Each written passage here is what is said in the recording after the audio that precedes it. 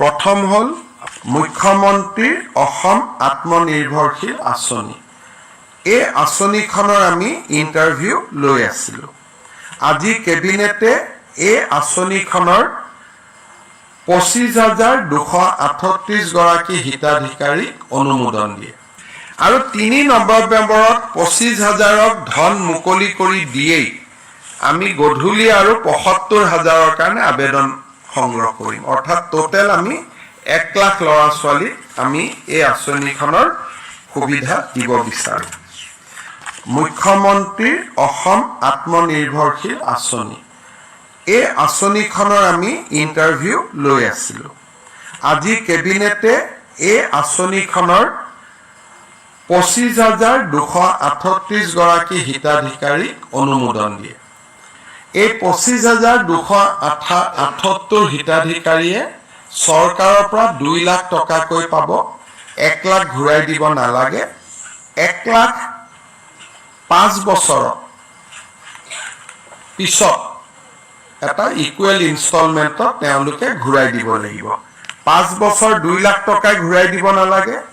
৫ বছৰ পিছত ১ লাখ ঘূৰাই দিব নালাগে আৰু বাকী ১ লাখ যি ঘূৰাই দিব থাকিব সেয়াও সৰু সৰু ইনষ্টলমেণ্টত পিছৰ ৫ বছৰ অৰ্থাৎ 10 ইয়াৰ্ছৰ ভিতৰত 5 ইয়াৰ্ছ হলিডে 5 ইয়াৰ্ছৰ পিছত তেওঁলোকে সৰু সৰু ইনষ্টলমেণ্টত পিছৰ ৫টা বছৰত আমাক টকাটো ঘূৰাই দিব। ১ লাখ ঘূৰাই দিব, তাৰো সুদ দিব নালাগে।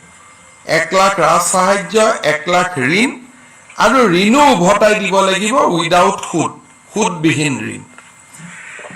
এই আঁচনিখনত আমি আজি কেবিনেটে ২৫,২৩৮ বেনিফিচিয়াৰীক আমি অনুমোদন দিছোঁ। ৩ নৱেম্বৰত এই আঁচনিখনৰ ধন আমি গুৱাহাটীত কেন্দ্ৰীয় অনুষ্ঠান এটাৰ জৰিয়তে আনুষ্ঠানিকভাৱে বিতৰণ কৰিম। ৩ নৱেম্বৰলৈকে অহা সপ্তাহৰ পিছৰ পৰা এই হিতাধিকাৰীসকলক প্ৰত্যেকটো জিলা হেডকোৱাৰ্টাৰত ৩ দিনকৈ এটা প্ৰাৰম্ভিক প্ৰশিক্ষণো দিয়া হ'ব। অৰ্থাৎ অক্টোবৰ মাহত প্ৰশিক্ষণ চলিব আৰু ৩ নৱেম্বৰত এই হিতাধিকাৰীসকলে চৰকাৰৰ পৰা এই পুঁজি লাভ কৰিব। ইয়াৰ ফলত আমাৰ আৰু এটা কমিটমেণ্ট আমি পূৰা কৰিলোঁ আৰু ৩ নৱেম্বৰত ২৫,০০০ক ধন মুকলি কৰি দিয়েই আমি গধূলি আৰু ৭৫,০০০ৰ কাৰণে আবেদন সংগ্ৰহ কৰিম। অৰ্থাৎ টোটেল আমি ১ লাখ ল'ৰা ছোৱালীক আমি এই আঁচনিখনৰ সুবিধা দিব বিচাৰোঁ। এই মাহৰ ১৯ তাৰিখে আমি চৰকাৰৰ 2টা ফ্লেগশ্বিপ স্কিম আৰম্ভ কৰিম। অসমৰ ১২৬টা সমষ্টিতে একোটা অনুষ্ঠান হ'ব আৰু গুৱাহাটীত ৰাজ্য চৰকাৰে সাংবাদিক মেলৰ জৰিয়তে এই আঁচনি দুখন মুকলি কৰিব। প্ৰথম হ'ল ১২,৬০,০০০ অৰুণোদয়ত নতুন হিতাধিকাৰী। অৰ্থাৎ প্ৰতিটো সমষ্টিটোৰ আয়তন হিচাপত ক'ৰবাত ৫০০ বেছি, ক'ৰবাত ৫০০ কম, অলমষ্ট ১০,০০০ কৰি আমি নতুন হিতাধিকাৰীক সংলগ্ন কৰিম। দ্বিতীয়তে আমি অহা ১৯ তাৰিখৰ পৰা ১৭ লাখ নতুন লোকক আমি ৰেচন কাৰ্ড দিম। কাৰণ এইবাৰ অৰুণোদয় পাবৰ কাৰণে ৰেচন কাৰ্ড অতিকে জৰুৰী। ৰেচন কাৰ্ড নহ'লে অৰুণোদয় নাপাব।